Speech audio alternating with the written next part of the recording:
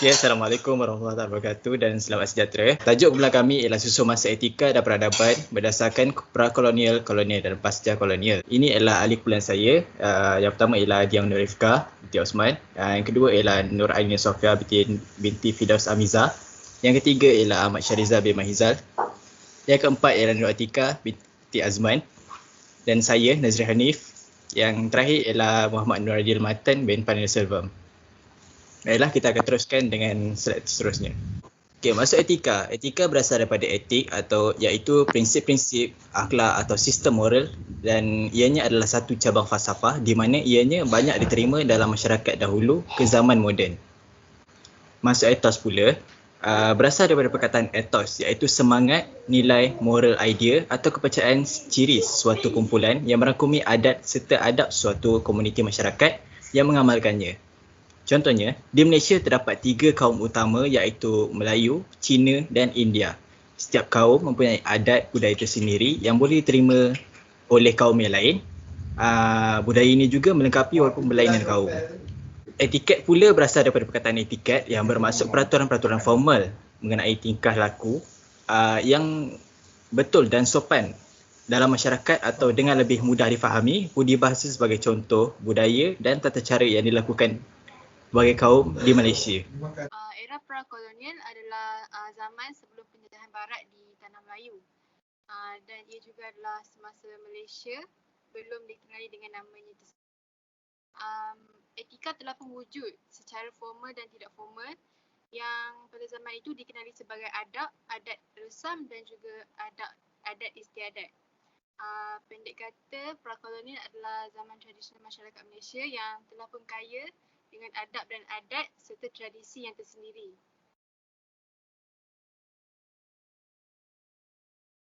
Kolonial adalah satu sejarah fenomena yang berlaku di seluruh dunia ke era pemodenan merentasi masa. Ia merangkumi pelbagai pihak yang berbeza seperti Hittites, Inca dan Empire British Colonialism Eropah atau Imperialism. Secara mudahnya, kolonial adalah zaman selepas kedatangan penjajah ataupun ketika penjajah datang ke tanah jajahan termasuk negara kita iaitu tanah Melayu pada waktu itu.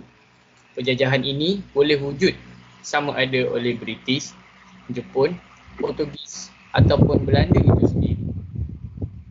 Secara tidak langsung, etika yang dibawa dari tamadun luar iaitu penjajah telah terbentuk dalam adat dan resam yang telah sedia ada.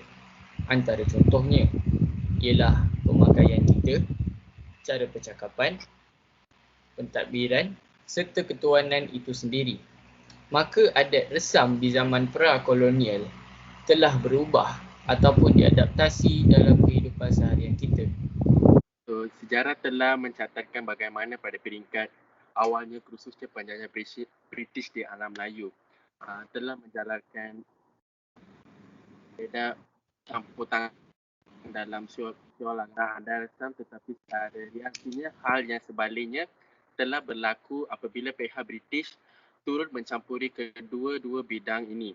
Kedua-dua bidang ini telah memberi impak besar kepada semua bidang lain seperti etika, etos dan adat resam serta adat. Daripada situ, pasal kolonial bermaksud impak penjajahan yang berlaku terhadap kebudayaan iaitu daripada mula berlaku penjajahan hingga ke kini. Pasal kolonial juga tidak kira sama ada teknologi dihadapi secara sedar ataupun tidak. Lain kata, cita-cita pula moral yang menyeluruhkan ini dapat dilihat daripada susunan formal dan santai dalam kehidupan seharian. Dan akhir sekali, penghargaan terhadap penolakan dan protes nasional semua moral, etika dan etika semakin merosot. Saya akan teruskan dengan contoh perubahan etika dan peradaban dalam zaman pasca kolonial. Yang pertama adalah etiket. Seperti yang kita tahu, etiket merupakan salah satu cara ataupun adab sopan, iaitu daripada cara pemakaian, cara pemakanan. Daripada zaman Melayu, makanan orang Melayu makan menggunakan tangan. Tapi zaman sekarang, orang Melayu telah mengikut cara barat iaitu menggunakan sudu garfu dan juga telah mengikut cara Cina iaitu menggunakan chopstick.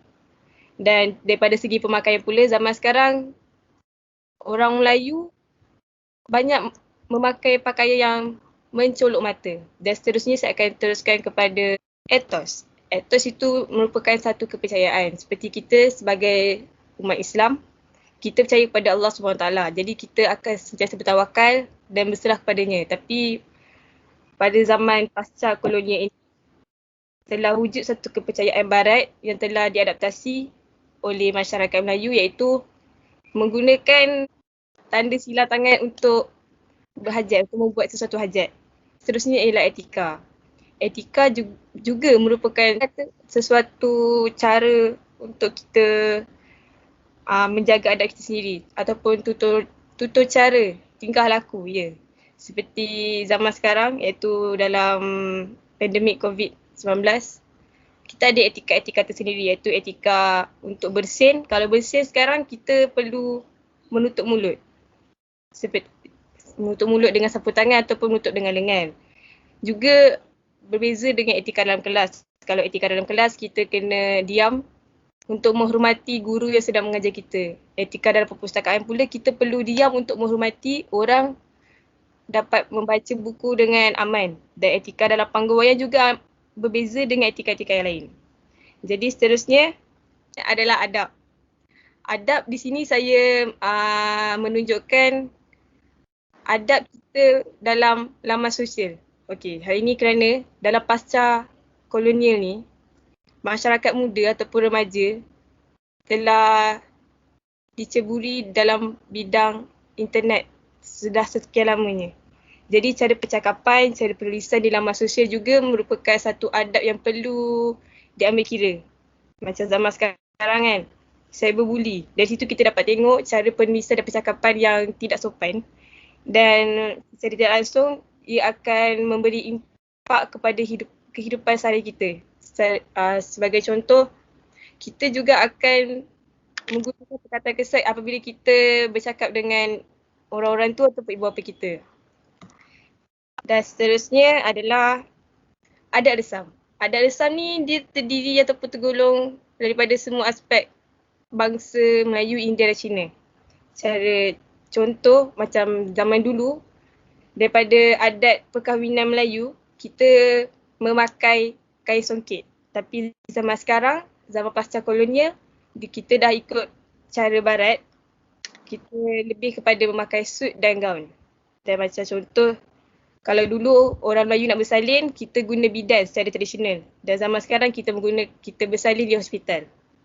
Dan zaman sekarang juga, adat merisik sebelum bertunang itu sudah jarang dilakukan. Dan akhir sekali ialah adat istiadat. Di sini saya asingkan adat istiadat dengan yang lain kerana adat istiadat pada zaman pasca kolonial ini tidak banyak perubahan dan mungkin tidak ada pun perubahan. Hal ini kerana adat istiadat adalah cara untuk kita menghormati kita punya pemerintah agung.